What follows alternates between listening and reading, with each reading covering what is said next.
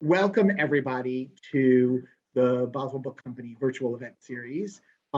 We are so grateful to be working with two wonderful partners for this evening's event, UWM's Sam and Helen Stahl Center for Jewish Studies and the Helen and Rose Hampson Family Jewish Community Center of Milwaukee. Tonight's event is in Zoom webinar, so you do not have aren't able to raise your hand, but you can ask questions. We do ask for this event that you ask questions in the Q&A. And if one of your friends is upset that they weren't able to attend, don't worry, because we do have the recording program on. I didn't mess that up, and we'll have a recording up for this event in about a week. I am so excited to introduce Mark Oppenheimer, the author of Squirrel Hill, The Tree of Life Synagogue Shooting, and The Soul of the Neighborhood. It's a book that I read early and fell in love with and can't stop talking about. You'll be seeing it if you get our holiday newsletter on the front page next week when it might show up. Mark Oppenheimer is the author of 5 books, including Knocking on Heaven's Door, American Religion in the Age of Counterculture, and the Newish Jewish Encyclopedia. He was a religion columnist for the New York Times from 2010 to 2016, has written for the New York Times Magazine, The Nation and the Believers, the host of Tablet Magazine's podcast on Orthodox. Oppenheimer directs the Yale Journalism Initiative. We are super excited that tonight Oppenheimer will be in conversation with Rachel N Baum, Deputy Director of the Stahl Center for Jewish Studies, and with Dr. Hank Knight of the Stephen Weinstein Holocaust Symposium. She teaches courses on the Holocaust, Jewish film, and Jewish American culture. Welcome to you both. Thank you so much for joining us. We're going to start off with a few words from kind of Rachel, bringing it over to Mark. So, welcome. Thank you so much, Daniel. And first, I want to wear my hat as Deputy Director of the Stahl. Oh, sorry. Sorry. I'll just start over again since I don't know when that cut off. But I want to first start by wearing my hat as Deputy Director of the Stahl Center and thank Boswell Books, one of our very favorite community partners, for inviting us to participate in this, and also our friends at the JCC. And really, I want to thank, now I want to take off that hat and be myself and thank Daniel for inviting me to do this.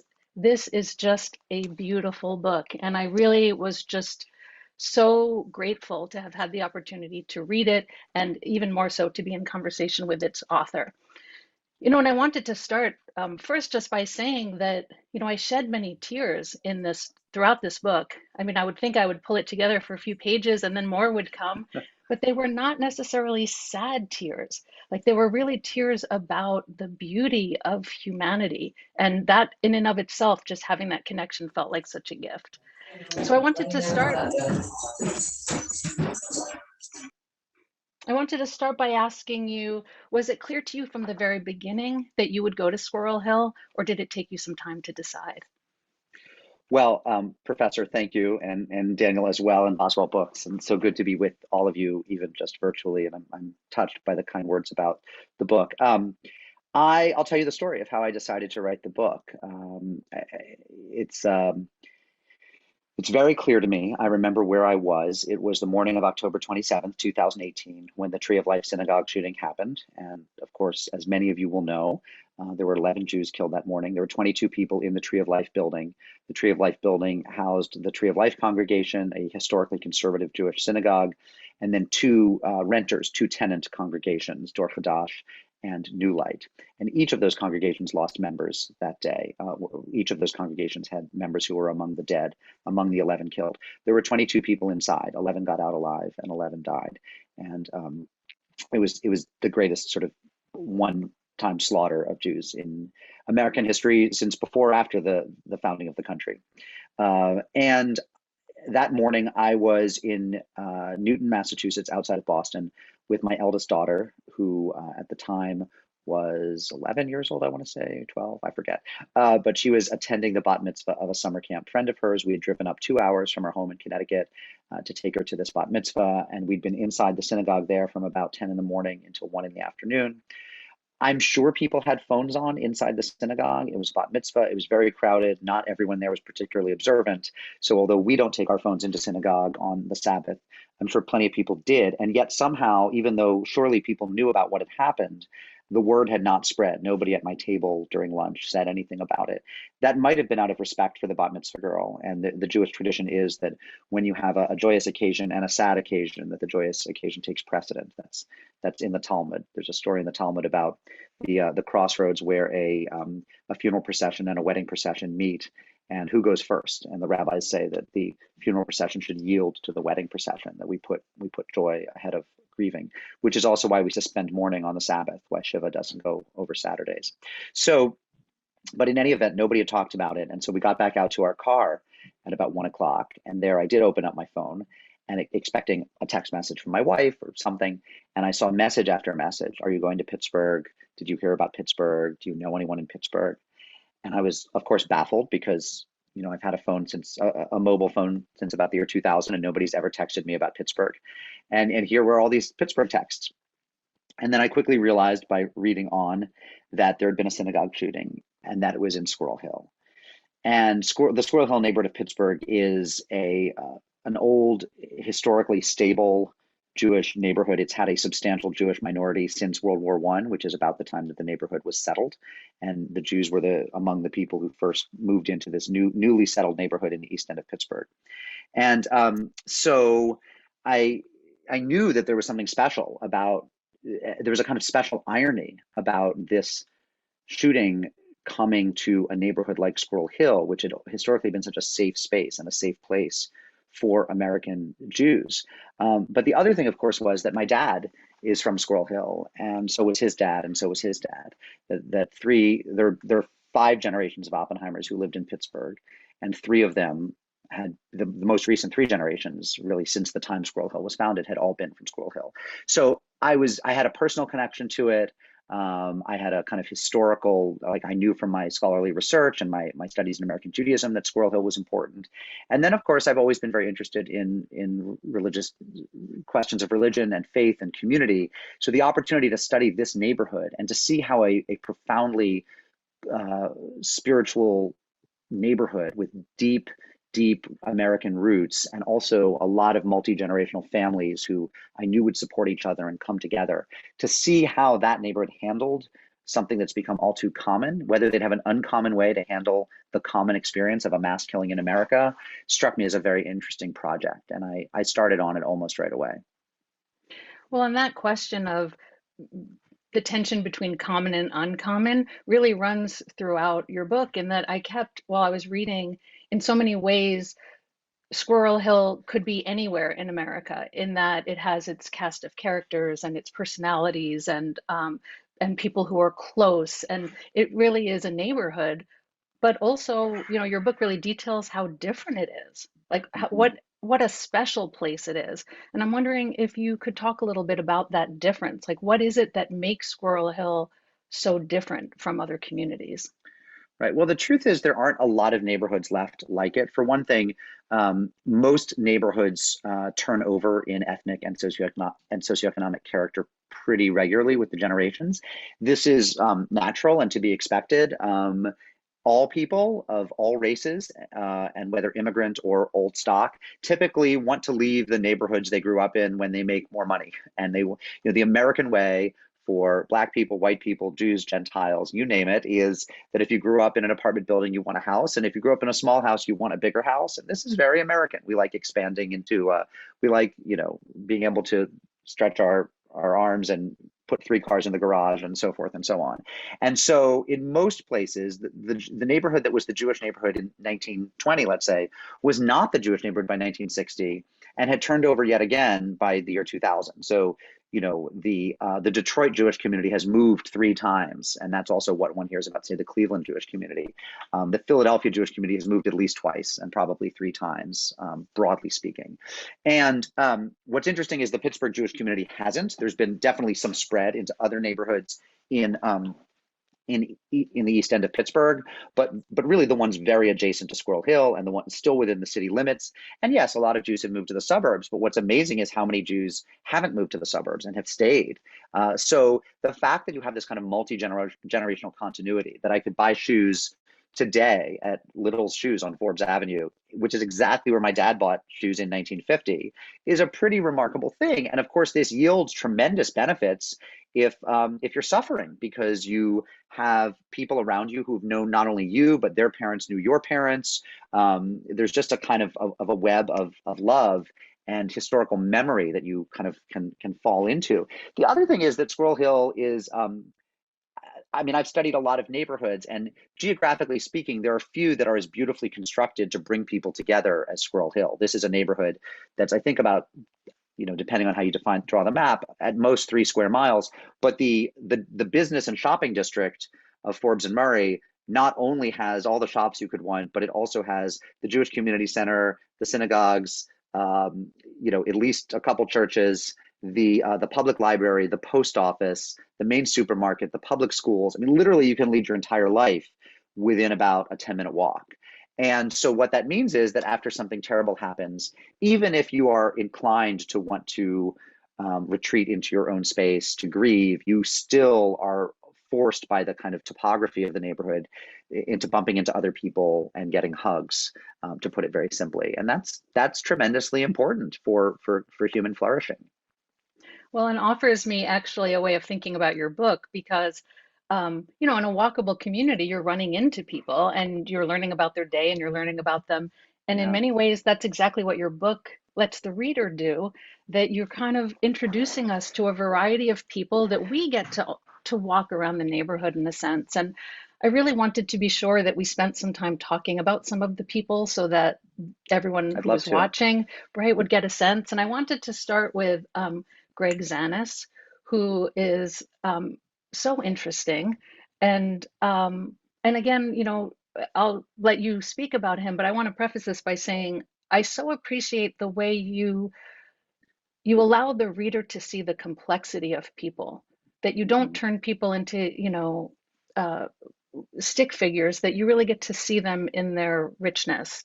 And so can you tell us a bit about Greg Zanis? Yeah, and I thank you for saying that. I mean, I think this book, I want to say that the people of Pittsburgh very much humanized me in how I saw them. Mm, That spending time with them, this is a place. Remember, this is Pennsylvania, and those of us who follow politics even remotely have a sense of how purple Pennsylvania is, and Western Pennsylvania as much as anywhere.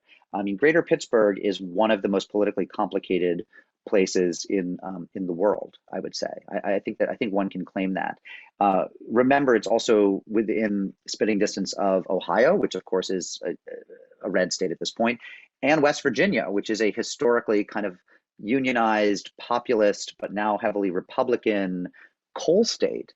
The places where Pittsburghers go to hunt or where they have their summer houses are often in West Virginia. The Reformed Jewish summer camp that Pittsburghers use, that is run by the JCC in Squirrel Hill, is in West Virginia. So these are people who, even if most of the people I talked with were, broadly speaking, on the center left of American politics, are daily in conversation with friends, neighbors, often cousins, often fellow congregants at their synagogues who are to the right of them, and vice versa, in politically speaking. And the deep civility with which people treat each other in Pittsburgh is a very constitutive feature of that city. And it was an extraordinary thing for me to see, and I think I have a lot to learn from them. So back to Greg Zanis, whose politics I never learned, which is one of the beautiful things about him. This is someone, some of you will know whom I'm talking about. You might have read his obituary last year in the New York Times when he died of cancer. You might have seen him on 60 Minutes or 2020. He was kind of a folk hero, a Johnny Appleseed, if you will. He was a retired carpenter, an evangelical Christian from Aurora, Illinois, who in the mid-90s lost his father-in-law to gun violence. And he began, as a way of healing himself, to make white wooden crosses for people who had lost relatives of their own to gun violence. And he would make a wooden cross, and then it would be white, and he would paint in black paint the name of the dead on the cross. And he began delivering these crosses not just around greater Chicagoland, but also around the country. He started going to sites of mass death, not just mass killings, but also places where planes had gone down or where there had been natural disasters. And he ended up doing this with the last 25 years of his life. He put millions of miles on a series of pickup trucks that he ran into the ground. Whenever he heard about some sort of site of mass death, he would get in the car, often by himself. Sometimes he would take a child or his wife, or sometimes a friend, but often by himself, and drive 9, 10, 15, 30 hours, whatever it took to get there. He seemed to have a preternatural ability to drive through the night. And he would say that he went with his truck and his Home Depot credit card to buy wood and paint along the way. I should say, by the way, I can never remember if his joke was the Home Depot credit card or Lowe's. It was one of the two, and somebody will catch me on this, but that was the way he put it. And so of course he went to Pittsburgh, and I have this quite arresting scene. And again, no credit to me that it's arresting. The narrative is inherently arresting for any reader or writer. And where he rolls up in front of the Tree of Life Synagogue the day after the shooting, and he has his stars, 11 stars that he's built along the way when he pulled over, and he's going to plant them in front of the synagogue. And he bumps into a Jewish woman whom I had been interviewing, Tammy Hepps, who told me this story of how she actually encountered him right in front of the synagogue and saw the crosses and figured out what he was about to do. And she was horrified because she thought, you can't put these Christian crosses at the site of the deaths of 11 Jews because it's not a Jewish symbol, it's a Christian symbol.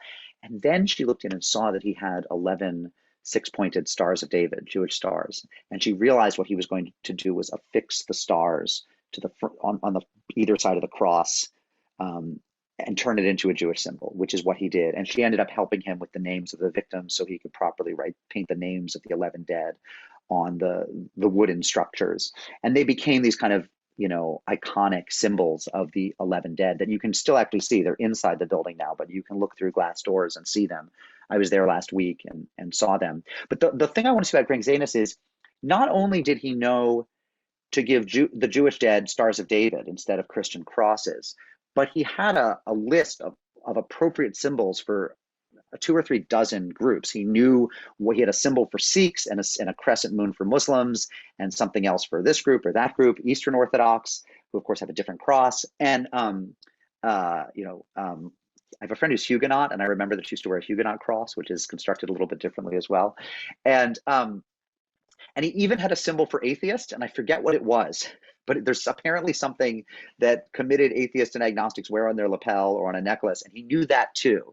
And he was so committed to honoring them in whatever tradition they came from. And that he showed up and did that ended up being a very powerful thing for the community. And you go on to say that he doesn't place the monuments himself, right? That he didn't think that was his place, and that he gave them to Jews to do, which I also thought was really interesting.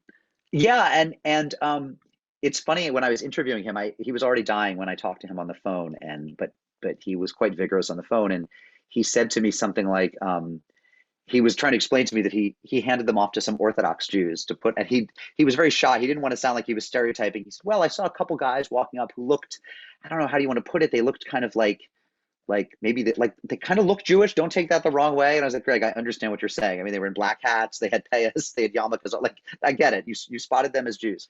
And he asked them if they would, as you say, if they would put the Stars of David on the front lawn in the garden, where they are, right out in front of the gate surrounding the Zittrain garden at Tree of Life. And he was a very thoughtful, and he wouldn't talk to me about politics, and he wouldn't talk to me about Christ. He was not trying to evangelize. I mean, I'm sure that in some sense he felt like a Christian doing this work, in some broad sense, was representing Christianity favorably and maybe would dispose people toward. I mean, there may have been something missionary about it, but he was extremely careful to not foreground his own faith commitments in his work. And did you get a sense of what the community thought about him or the monuments? I think people generally loved them. I mean, most people I'm calling them monuments, memorials. Yeah. I don't want to call them crosses. I don't know what to call them. I don't know what you call them. I struggled with this a lot in writing the book. What do you call this? Or what do you call that? And Uh, I think that by and large people loved them. Most people kind of embrace this kind of iconography pretty uncritically, and they like it, and it was well-meaning. I mean, most people respond to other people's good intentions with a lot of generosity and empathy. So you see them and you figure, well, whoever put them there meant well. One person said to me, and I quote her in the book, that once they were up, they tended to become the centerpiece. And even though they were Stars of David, the idea of putting up white wooden structures to commemorate the dead is not particularly Jewish. Jews don't do that. We do have, it's okay to have gravestones, but what you leave at a gravestone isn't flowers, and it's not a cross, and it's not a little cutout of an angel or a teddy bear. It's stones, right? You put stones on people's graves. And that's what's Jewish. And a lot of people brought stones. There were hundreds, maybe thousands of stones that were left there. But the fact that the whole kind of scene of all the people leaving stuff, and there's always those, we see them on highways, when in places where someone has been killed in auto accidents, people, these little shrines go up. The fact that the scene was organized around these 11 wooden monuments, I guess. One person said to me, it was fine, but it would have been interesting to see what the community would have come up with organically if these 11 wooden crosses with Stars of David hadn't shown up the day after. And, it's an interesting question to ask. The issue of, you said people respond well to other people's good intentions. It's interesting because your book also, of course, has a number of people who maybe came with good intentions, maybe didn't. And I kept thinking of, after tragedy, people often share the Mr. Rogers quote about look for the helpers.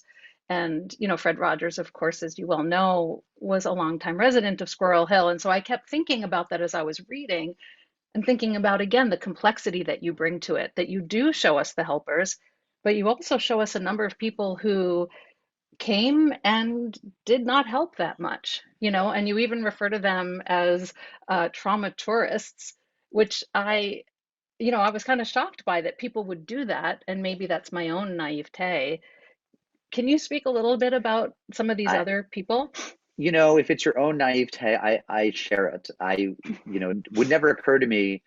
And of course, I've, not only have I seen on the news several hundred mass killings since Columbine, because, I've grown up as you have in the era, our adult lives have been coextensive with the era of mass killings.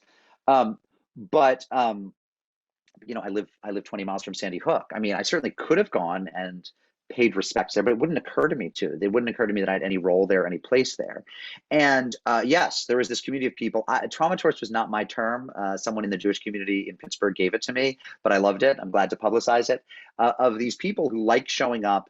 I mean, there's all sorts of levels of them, right? There are people who come because they really feel that they have something specific to offer. For example, the members of the Fever Kadisha from Brooklyn, the Jewish Burial Society, who thought that maybe they'd be able to help the Jewish Burial Society of Pittsburgh with these bodies, because in New York they do have experience with murdered bodies and so forth and so on.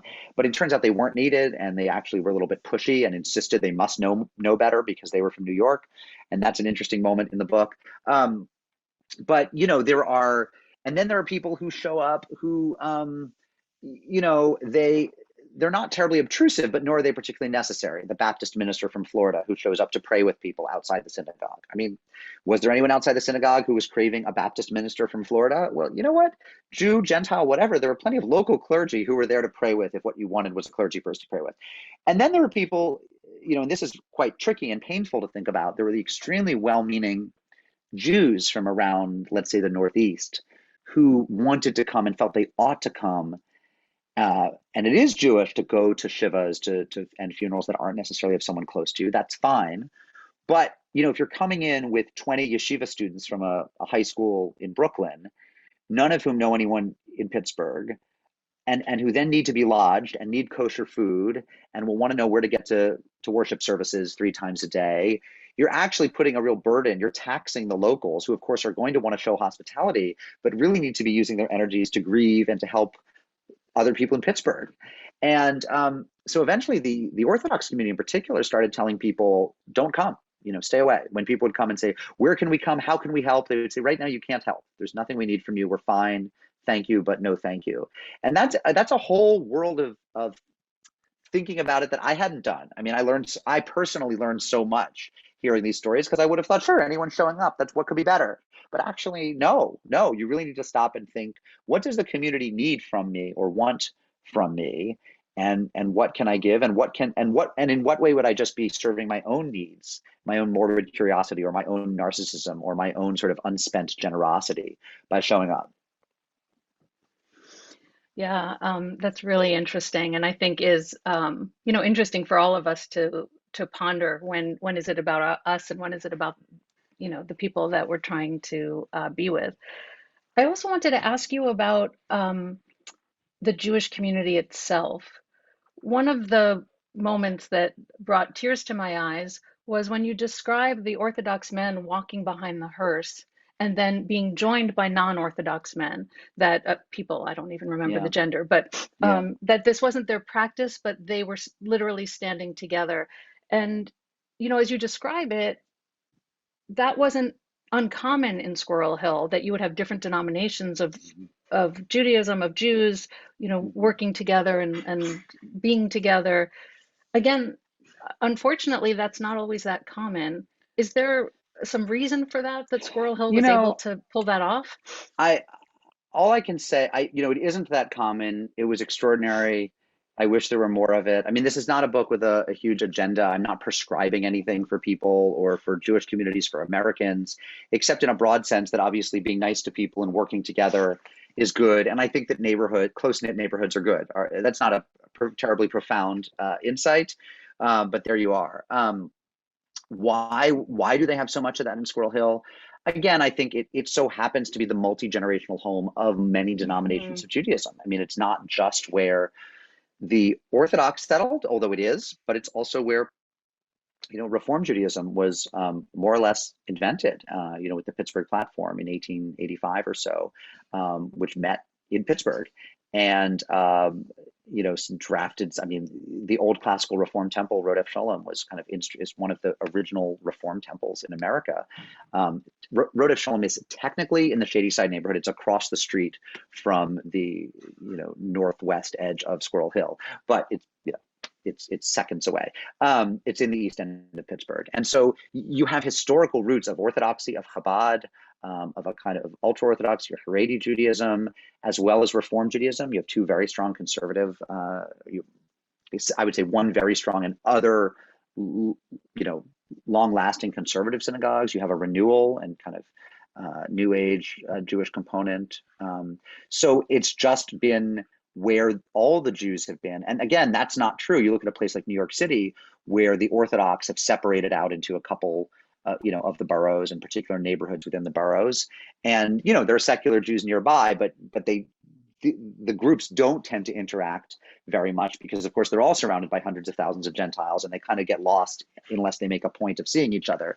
In Pittsburgh, they live side by side. This house, my dad grew up on Aylesboro Avenue, and one of his close friends was from an Orthodox family that was on the same street. And that was like not a big deal.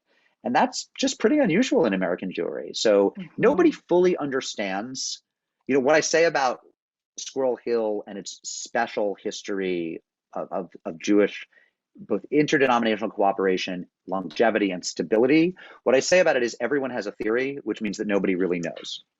Right? Like if you're getting a As with dozen many different things. theory, right? If you're getting a dozen different theories, nobody knows. So nobody knows. I mean, in the book at one point, I go through a bunch of the theories, some of which are really solid and some of which are kind of half baked.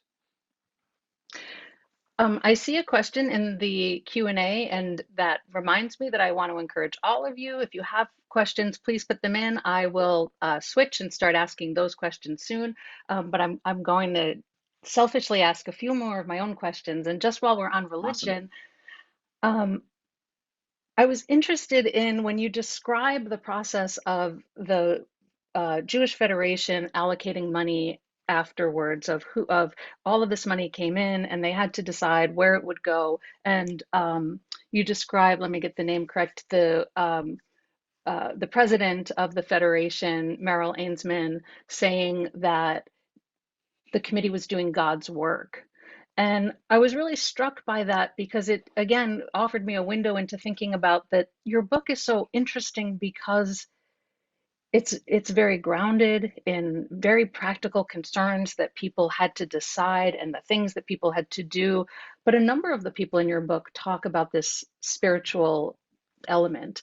And I just wanted to ask you, like, was that um, did you see spirituality in Squirrel Hill, or did the people that you talked to use that language, or is that outside of the way they Yeah. thought about I their mean, experiences? some did. When you talk to Dan Legger, who was one of the two people who was wounded but survived, he's somebody who was a very spiritual guy. In his younger years, he grew up Catholic, wanted to be a priest, thought about that for a while, ended up finding his home in Judaism, and he's a nurse by training. He was a conscientious objector during the Vietnam War. He's been a hospital chaplain, or he's been a chaplain. He's also ended up performing a lot of Jewish weddings and funerals, and he's a member of one of the two local Chevra Kadishas, the Jewish burial societies. And he's doing Daf Yomi now. He's studying a page a day of Talmud for 7.5 years in memory of his friend whom he lost. And he's always talking about God and about religion. You talk to Kashira Halev Fife, who is a Kohenet, is trained in a priestess earth-based Jewish tradition, and is a Jew of color who has Ashkenazi ancestry, Filipino ancestry, and and is an extraordinary spiritual, and basically is a ritual maker, and is always trying to figure out new paths into the divine. I mean, she's always talking eloquently and beautifully about God and about spirituality. Some people, that's their language, and I certainly think that in times of immense stress and immense turmoil, that language, they use it more, not less. So that's for sure. I mean, look, Squirrel Hill is not Sfat, right, in Israel. It's not where's the Breslover town, Uman, where the Reb Nachman is supposedly buried. I mean, it's not a pilgrimage site. It's not a place where you feel like the angels kind of haunting the. I mean, any place is if that's what you're feeling. And I do. I mean, I certainly cried more in Squirrel Hill than I've cried in any other place, except I guess my own home. This is where I watch sad movies. But it's definitely in the first couple months, it felt very haunted. And I talk at one point in the book about the homemade, the handicrafted Stars of David that people sent from all over the world, really, this big, a couple inches across, and they were either made of foil or glitter paper or popsicle sticks, or they were knitted, and people sent thousands of them. And in November, I think, so a month or two after the killing, a group of people who had organized through Facebook collected them all and then spread out throughout the city and hung them from trees and lampposts and the toes on statues and everywhere. And I do remember one winter night looking up, and it was snowing, or it was misting somehow, and you could see the light bouncing off both the precipitation, the weather, the snowflakes, but then also the lamps, the street lamps, but then also the Stars of David hanging from them. And you really felt like, that somehow there was something divine about the whole landscape. And I do, the fact that so many shop windows along Forbes and Murray had that, they would just put up the names of the dead. They would just have like 11 names in their window, and you just sort of, you felt you were in, some sort of like strangely magical realist Malamud story. I mean, where like God was just around the corner. So yeah, I mean, but that might be saying more about me than about the people. Most people, in a very beautiful way, speak of pretty quotidian concerns. I mean, the practical concerns of, the week after a death, of Shiva, are making sure people have food, and making sure that, someone still manages to get the kids to school, and, making sure that life goes on even as you're grieving. And that's what people had to do. Um, yeah, and I should say too that I wasn't thinking religiosity only, that I do think Mhm. that part of what's lovely about your book is just the way that people show up in these incredible ways, that are quite ordinary and extraordinary at the same I time, mean, you I'm sorry know. to interrupt, but No? what you just said about people showing up, I really do want to take, like, showing up is a muscle. I mean, this is something I think about in my own congregation, in my own synagogue here in Connecticut, where people do show up. Everyone wants to show up. I mean, people want to be called on. People actually want to do, but you have to be regularly doing to be in the habit of doing. Um, if you are a community where when there's a new baby, it is the thing you do, that you make a meal for the mom and dad, or the two dads, or the two moms, or whoever's baby this is, then you do it because it's what you do. And you do it a bunch of times every year, perhaps, or whenever. If you never do that, it almost seems intimidating. And, I talked to someone once who wanted to start that tradition in her own synagogue. And she said, when you ask people for the first time, would you cook something for strangers? They look at you like you're crazy. But of course, when you get used to cooking for strangers, it's unthinkable that you wouldn't cook for strangers. So, people are almost all good and almost all want to be called on to do stuff, but you have to have practices and rituals of calling on people to do stuff. And one of the things about Squirrel Hill, with so many houses of worship there and people living so closely together and people knowing each other over generations, is they're used to doing stuff.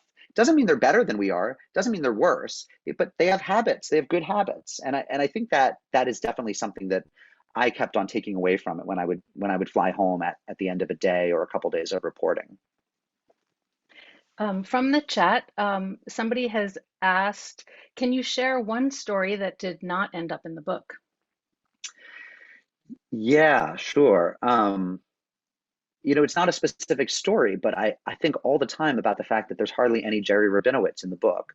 The book is not about the shooter, which was a very intentional decision on my part. It's also not about the 11 victims, which was also a decision I had to make pretty early on. And, they were, like the rest of us, they were made, B'Tselem Elohim in God's image. Each of them deserves a book of their own. Each of them deserves a library of their own. But I realized pretty early on that that wasn't the book I was writing. And that means there's not a lot of those 11 dead. And one of them whom I learned a lot about was Jerry Rabinowitz. His widow, Miri, talked to me for hours and hours. Wonderful woman. She's a scientist, a researcher. Her late husband, Jerry, who was killed at the attack, was a family doctor, widely beloved, known for his bow ties. And he was, among other things, he was one of the primary doctors in the early to mid 1980s who was comfortable treating HIV patients, overwhelmingly a population of gay men who at the time were going to die, and who a lot of doctors were afraid of, and were afraid of treating, were afraid of contamination, or they had bigotries against them.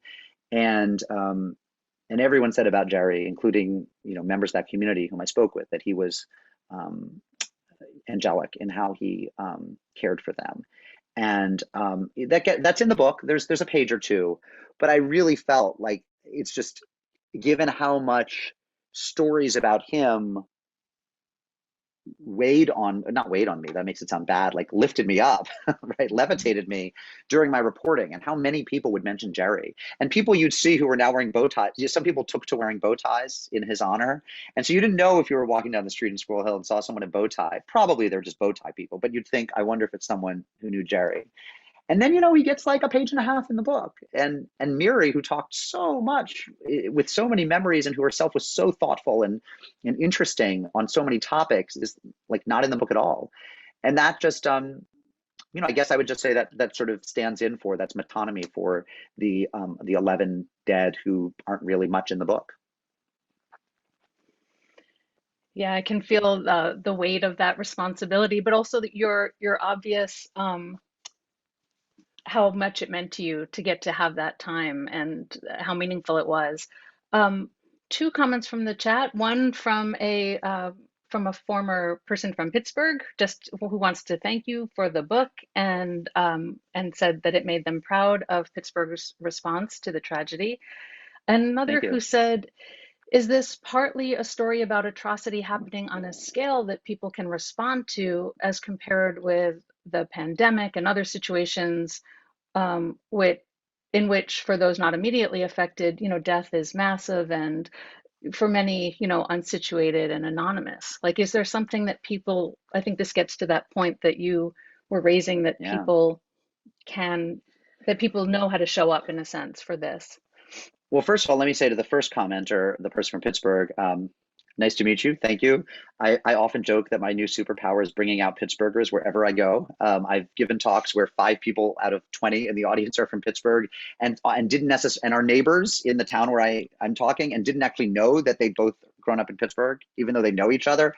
And then they have high school.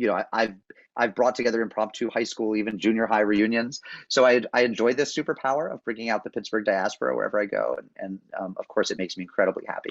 So that's the first one. The other one, I think that's a very shrewd comment from the commenter. Yes, I mean, it's not that 11 is such a human-sized scale. It actually seems quite overwhelming.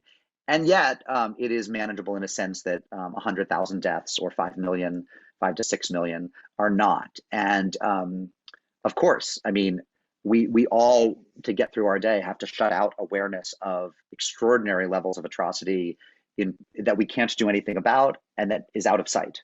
And I do this daily. I mean, I am actually someone who is on the continuum, on the sort of the scale of how weighed down am I by the knowledge of misfortune in the world. I'm not. I'm actually someone who's like pretty good at ignoring it. I'm pretty chipper. I'm pretty upbeat. I don't have, climate grief, even though I think climate change is real. And I mean, I was saying beforehand, like I have less COVID grief than some people. And it's not because I don't confront reality. But I'm pretty good at compartmentalizing out the stuff that's not right in front of me and that I can't do anything about. And that might be a journalist's trick. And in that, we might share that, I think, with clergy or with doctors. I mean, when I think of I have a couple good friends here in Connecticut who are emergency room doctors who regularly, spend hours trying to save someone and lose the patient in the end and have to deliver the news to the family. And you'd think if you had to do this even once, it might break you forever. And of course, they do it daily or weekly, and then like come home and make the cake for their child's birthday party. So there is a way in which, but not. To get away from me for a moment, a lot of people, what they do in times like this is they play the roles they're good at very, very well. So if you're a good baker or even a professional baker, and you know that the community needs challahs for 11 different shivas, you snap into action and you do it. And there were some beautiful stories of people with different healing practices, yoga practitioners, Reiki practitioners, acupuncturists, who came and wanted to offer their services to the community. And one of the people I talked to was kind of the point person for organizing the different services and connecting people with the practitioner they wanted to work with. And these were people who moved into service by saying, well, here's what I can do. There were a lot of therapy dogs and support animals that came out, and I write about that in my book. I always try to get dogs into a book if possible, and as a dog person. And that's what they had to offer. What they could do was, if they had dogs who were trained therapy dogs or support animals or canine advocates, to use another term that some of the dogs got for their particular skill set, they'd bring out those dogs. So part of it is that most people are pretty good at moving into action if they have a specific role they think that they can fulfill. And I think this was a case where there was a kind of well-circumscribed geographical area, a particular mourning period. There were a lot of kind of good boundaries and structures that gave people a sense of how to go help out and fulfill the role that they could play best. Well, one person who stood up, and it was important to me that we say his name. And this time, there's a thread in your book about, the naming of the killer. And, in Judaism, we say, may his name be blotted out, but you make the point that, this is a historical record. But really, your book lifts up all of these other names. And one of those is Sheikh Atiri, the Muslim Iranian immigrant who started this enormously successful GoFundMe. And given that this violence was done ostensibly because out of because rage of immigrants, about supporting this congregation supporting immigrants, I just found it not only moving that this happened, but important to say his name and to sort of write how much he's in this story, like to write him into this story. Can you say a bit about Sure. him and No, like Shay's why he Shay's I a just wanted great to ask, like, dude. why he did this. No, Shay's a great dude. It was a thrill to put him in the story. The first thing I want to say about naming the killer, which I do in the book, is I do want to point out about Judaism that we name Haman. We don't not name killers, actually. We name them and then we yell about them and we try to drown their names out. But our tradition could have omitted the names of those who killed us. And in fact, it's very, very punctilious about naming all the people in Torah who kill us. There's almost never a case where we're killed without the killer or the killing tribe or whatever being named. Torah's almost exclusively, it feels like at times, depending on the time of the year you are reading the Torah cycle, it's a record of the ancient Israelites being killed, and who killed them. And the idea that we wouldn't name the person who killed us, that we would allow that person to fall into obscurity, not to be remembered as the hateful person, I should say at this point, alleged killer, he has not come to trial yet, to not be remembered for the hateful act, to not have the tools to study why people do things like this. Where does hateful, eliminationist anti-Semitism and Judeopathy come from? I think that would be shameful. So I think it's extremely important that we have historical records of who of the people who do these things. On the other end of the spectrum of nobility, yes, Sheikh Khatiri, who is an Iranian expatriate, an aspiring American citizen. He's here as a student. He's right now a master's student in Washington, D.C., came over for college from Iran. I should say, by the way, that he would not call himself a Muslim. He would say he's very much of Muslim ancestry or an ex-Muslim, but he is in no wise a practitioner of the Muslim faith. He's a pretty staunch secularist, and did not have a good experience with the theocracy in Iran. But yes, someone of the Iranian, Shia Muslim culture, an immigrant, still speaks with a thick accent, although his English is in many ways perfect, and he's an exceedingly literate guy who loves America, is proud to be an immigrant here, hopes to be a citizen, studies here, and has had wonderfully warm relations with Jews. And when he woke up on the Saturday morning, as he said, he woke up midday after a rough night of drinking, and found out what had happened. He went to a coffee shop and he opened up a GoFundMe campaign to support the community. And within a week, he'd raised over $1 million. And this is out of, I think it was maybe 7 million total that came in from around the world to various funds set up by the synagogues, by the Jewish Federation of Greater Pittsburgh, about 7 million total. 1 point something million of it came from Sheikh Khatiri's fund. And yeah, I mean, he's a patriot. He's an American patriot, an immigrant, proud to be an immigrant, and I think would want us to be mindful of the fact that he has found the Jews to be among the people who've been most welcoming to him as somebody who comes from an enemy country but wants to be an American, and he's found Jews supportive every step, Jewish professors, Jewish friends, just supportive every step of the way. And yeah, I had a whole chapter on how money pours in after something like this. One of the things that happens is a lot of money comes in, and he's in that chapter. He's also in the chapter just called The Gentiles, about how much support you get from people in the Muslim community, the Black community, the Roman Catholic community, just how much Gentile allyship there is. And he gets to show up twice in the book, which was great fun because he's a really terrific guy to talk to. So I have a couple of questions that I have to ask you before we Sure. wind down, or I will regret not asking you. And one is about resilience, because your book is about the resilience of a community, but it also, again, in a really important way, has threads of people who critique the language of resiliency or strength. You talk about a Hillel director who says, I think a lot of that language of strength sort of hides how much people are really suffering. So I was wondering, the way I want to phrase this question is what do you think? Do you think that Squirrel Hill has something to teach the rest of the country about resiliency and all of its complexity? I think that through some very fortunate accidents, as well as some really intentional moves, like in the 80s and 90s, there were some communal decisions to keep certain institutions in Squirrel Hill rather than relocating them to the suburbs where the Jewish community would have dispersed. And by keeping them in Squirrel Hill, like the Jewish Community Center, the Jewish Day Schools, the Jewish Home for the Aged, by keeping them and rebuilding them and renovating them in Squirrel Hill, they really managed to successfully keep the community established at a time when it could have gone either way. And by keeping a tight-knit, geographically dense neighborhood solid, it ended up providing a really good web of support for people when a really terrible thing happened. And it's a level of support that is much harder to find, we know from a very big sample size at this point, when tragedy comes to a very diffuse suburb or to a bunch of people who have nothing in common besides their victimhood, except for the fact that they were all at a particular mall that day or all went to the movies that day, but otherwise don't have anything in common. In this case, people had in common not only their Judaism, not only their houses of worship, but also for many of them, they didn't all live right in Squirrel Hill, but a regular, living in Squirrel Hill or regular trips to Squirrel Hill and an attachment to the neighborhood.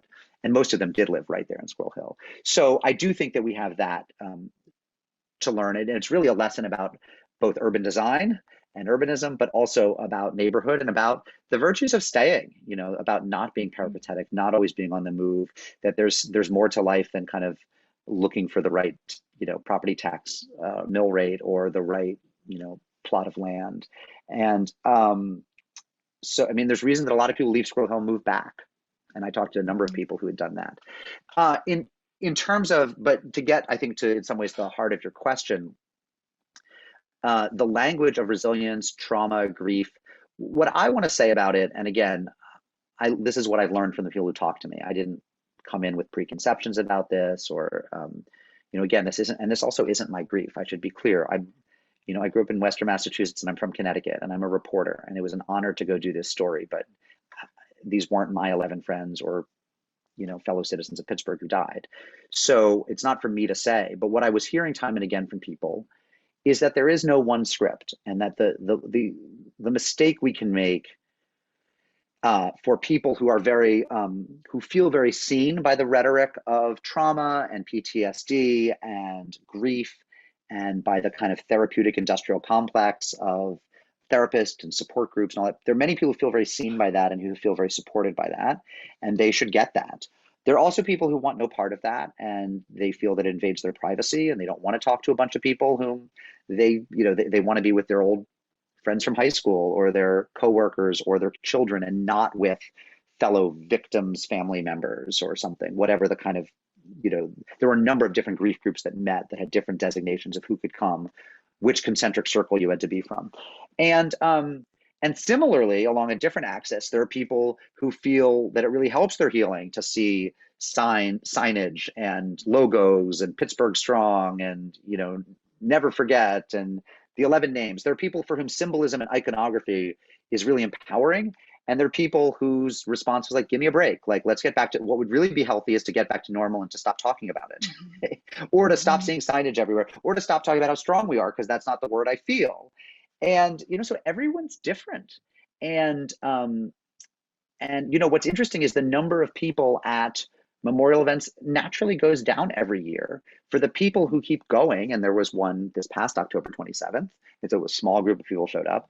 For the people who keep going, it's obviously really important to do, or they wouldn't do it. And so you want to have events for them, and you want to have a continued web of support. For the people who didn't go, which is way more people, you have to figure it's because it's not what they needed. And, one of the wonderful things about how humans are built is that that we do get better, and that for a lot of people, grief really does recede, and then it swells back up at various times. But there are people for whom it recedes much more quickly or thoroughly than for others. So I think it's just that there's no one experience. Mm-hmm. I want to end by asking you about your own experience writing this book, and to ask you, did writing this book change you? Or how did it affect you? I mean, I'll try to answer that. I don't want this to sound glib. Every book changes me. I interviewed about 250 people. I got to know Pittsburgh very, very well. I definitely saw some things that now when I look at my own Jewish community or my own synagogue, that I envy or reject, or it's a comparison. These are comparison points. But I think to the question of like, how did it change my interiority? How did it change me inside? I don't know that I don't feel there was a profound change, but I will say that the extraordinary feat of not falling into mutual recrimination and rancor, when so many cities do. Mass killings, not only are the survivors obviously and the victims' families very raw, and oftentimes suffering from tremendous shock and PTSD and after effects and depression. But it can also be extremely dislocating to have the media come in, and that can be terrifying. And of course, it can be very terrifying and problematic to have a lot of money come in. And there's often there in many cities, there have been fights over who gets the money and who doesn't, and whether certain people are authentic survivors. And are you a survivor if you were on the premises but weren't inside the building? That's just one question that my book deals with, and that the Pittsburgh community had to deal with. What if you were in the parking lot, but you were never actually within sight of the kill? I mean, these things can drive communities apart. And they can, I mean, the death of a child is one of the most dangerous events for a marriage, right? I mean, we know this. And the fact that for the most part, Pittsburgh was largely free of that rancor and recrimination, and it managed to be supportive across political lines, across religious lines, is wondrous. And it took some people sometimes biting their tongue about politics, about religion, about the kind of things we like to fight about. But I think that, nobody ever changed anyone's mind by hectoring them, and that actually, there just seemed to be a kind of folk wisdom that people would be better served by trying to love each other rather than lecture each other. And I hope I remember that better, having met these people. Thank you so much. That is a wonderful note to end on. Thank you so much for joining our community and our global community of Zoom. And Daniel, does your presence mean you get the last word? God will. Shouldn't be me. I would love to honor you with the last word. I would like to thank both of you, though, if I may, and also thank everyone for joining us, because we wouldn't have a bookstore without us, or a Center for Jewish Studies, or a JCC. So absolutely. And get this book and share it with your family. Thank you. And thank you, Daniel and Rachel. Thank you for the close readings of it. Thank you for the wonderful questions. Thank you in the chat for the wonderful questions. And next year in Milwaukee, I'd love to meet everyone.